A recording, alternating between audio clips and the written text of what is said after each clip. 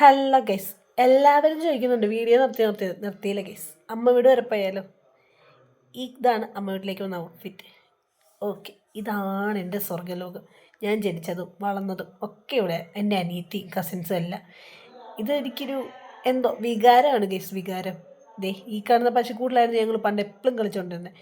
ഇതൊക്കെ എൻ്റെ രാധമ്മയുടെ കൃഷികളാണ്. രാധമ്മ മീൻസ് അമ്മയുടെ അമ്മ. ഇതെൻ്റെ ചിറ്റയും ചിറ്റപ്പനുമാണ് കേട്ടോ.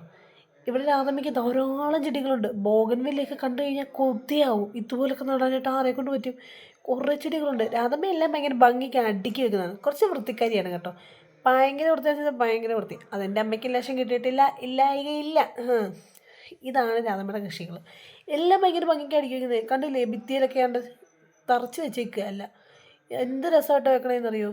ഈ പൂക്കൾക്കിടയിലൂടെ നമ്മളങ്ങോട്ട് ചെല്ലുമ്പോൾ കാണുന്ന ആ കാലുകളില്ലേ, അതിൻ്റെ ചാച്ചയുടെ അമ്മയുടെ അച്ഛൻ.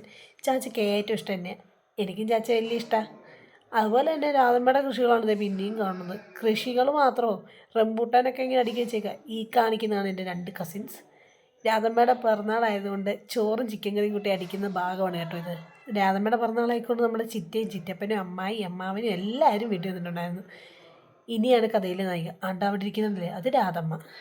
ഇതാണ് എൻ്റെ അമ്മായി, എൻ്റെ ഒരേ ഒരമ്മായി. എനിക്കൊരൊറ്റ അമ്മായിയേ ഉള്ളൂ, ഒരൊറ്റ അമ്മാവനും. പിന്നെ കസിൻസ് 2 പേരെ വന്നുള്ളൂ.